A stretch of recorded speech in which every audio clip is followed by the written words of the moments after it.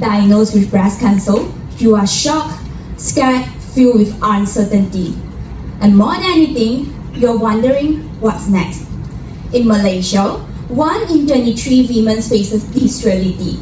While chemotherapy is the go-to treatment, it often causes severe hair loss, nausea, emotional exhaustion that affects patients' quality of life.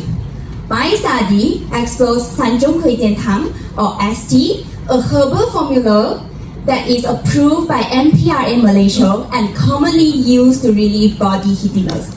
But recent research shows that its compound targets breast cancer directly. Normally, searching a drug candidate takes up several years of lab trials. Using computational tools, I screened over 1,500 compounds in ST and found one significant one, Camphiro, in weeks, not years. Camphiro is predicted to bind strongly to tumor-promoting protein. Then, I used a method called molecular docking to visualize how Camphiro fits like a key into a lock. And the result shows Camphiro binds stably to breast cancer targets just like a real drug does. This study significantly shows how computational studies can fast-track drug discovery by saving time, cost, and lab resources.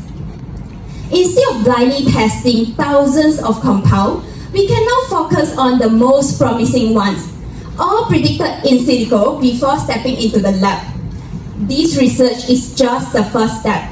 But if we continue, we may one day turn a cup of herbal tea into real hope for breast cancer patients.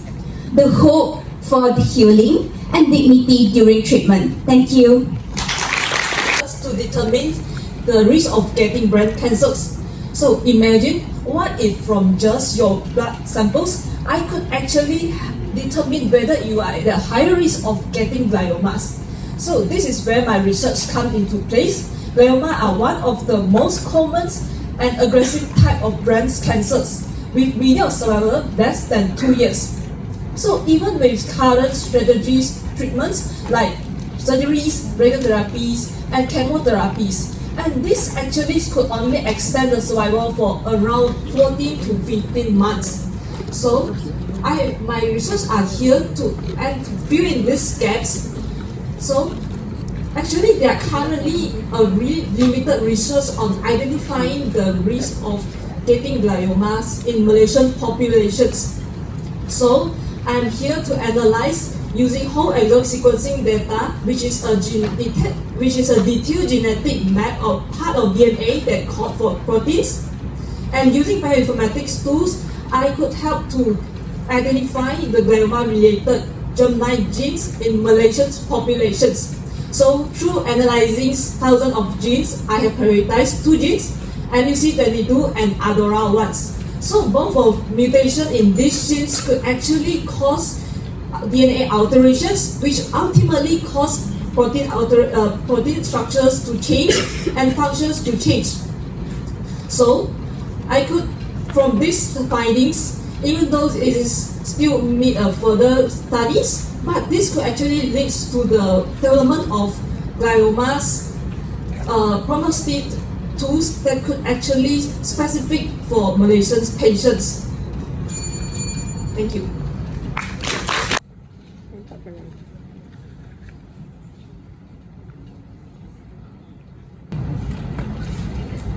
We are the first generation to have unlimited access to knowledge due to the internet. But yet, we are the ones who open our phones and forget why we did so in the first place. We wake up to buzzing phones, glowing screens, and then filling the time in between with clicks, scrolls, and swipes. But have you ever wondered, this hyper-connective lifestyle may be silently killing the way we think, learn, and remember? Hi, my study is on the relationship between problematic internet use and memory failure among Malaysian secondary school students. This study allows us to know the effects of internet on memory itself. What do we do so? Okay, by using reliable measurement tools and interview-based analysis, we found that problematic internet use causes memory failure by three things. 1. Poor sleep quality. 2. More frequent procrastination. And 3. Elevated stress levels. Why does this study matter? It matters because the modern world is looking forward to digitize the school, to bring in internet because of its fun, interactive learning experiences. But we need to know the part of internet that needs to be controlled so it doesn't wreak havoc. In this study, it allows us to know the effects of internet. While internet is dangerous to memory, but this study allows us to know why it is dangerous. Something is more dangerous when it is unknown. This study allows us to know the effects of internet on memory, to know whether we should search for answers instead of scrolling past them, and tell investors where they should invest when digitizing the schools. And lastly, to remember who we are beyond the internet itself. Thank you. A very good morning to the judges and also all. My name is Angel. I'm representing my group, which is Environmental Management, in presenting my final year project with the title The Hidden Worth of the Trees. So as an introduction, trees actually act as the most effective and cheapest nature-based solution in mitigating the climate change. So for my study, I wanted to know that if in an urban setting where limited green space of trees exist, I wanted to know that the campus tree also contributes significantly to the climate change mitigation as well. So this gives rise to the implementation of my final year project, where I use as my study area. From my research, it was shown that 75.73% of the is covered with trees, and 2.8 million tons of carbon dioxide have been potentially removed from the atmosphere just by preserving and conserving the existing campus tree inside the So actually you might be wondering, how big is this contribution?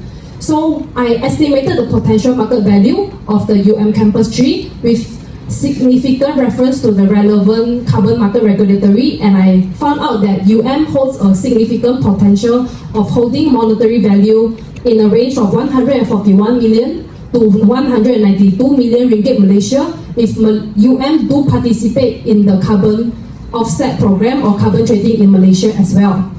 So as a result, from the calculation and research that I done, the estimation showed a monetary value in a financially measurable way that campus tree is very important in mitigating the climate change and contributing to the removal of the carbon dioxide as well. So I hope that my speech have given some insight regarding the importance of campus tree in the carbon dioxide removal potential. That's all from me, and thank you all for the attention.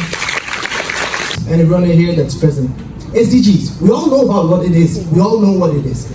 SDG is something that a lot of countries are taking in priority right now. Malaysia is one of them. However, what do you think? What are the SDGs that Malaysia does the most? SDG, in my opinion, is SDG 3, 2, and 12. Why? Malaysia loves food, right? So zero hunger, well-being, and consumption is one of the most important things that we look into. However, one of the ways that Malaysia has done this is by introducing secondary market. What is secondary market, you might ask? Secondary market is the places where we sell off our food that we cannot finish or near expiration date.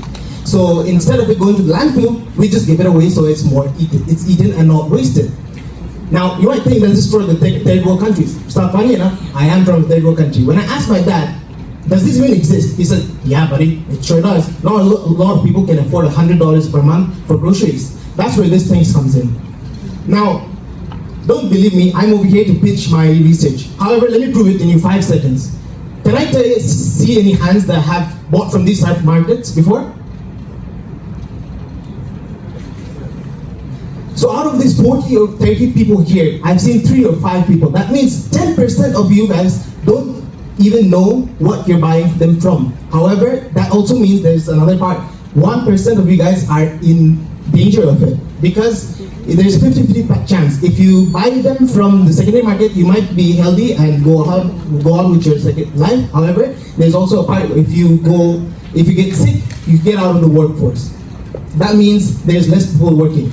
Now, how do I come in for this? My research takes into a public survey that has 25 questions and that looks into whether or not these things has any effect on the public.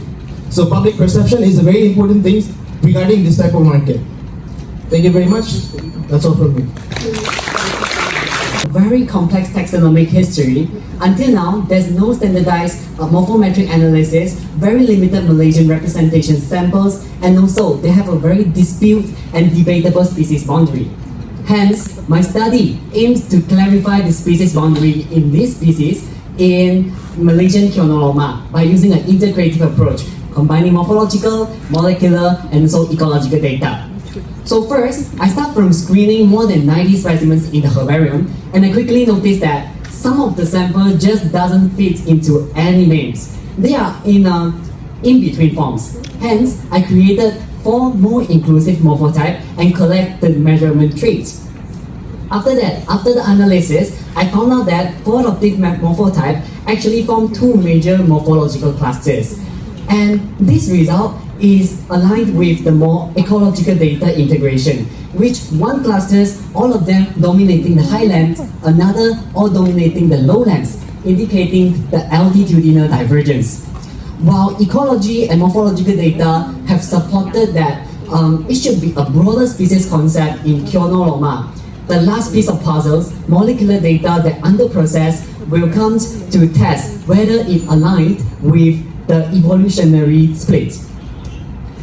This study reminds me that even the very small and very cute and very often neglected moths can question the biggest idea in biology. What really is a species? Thank you.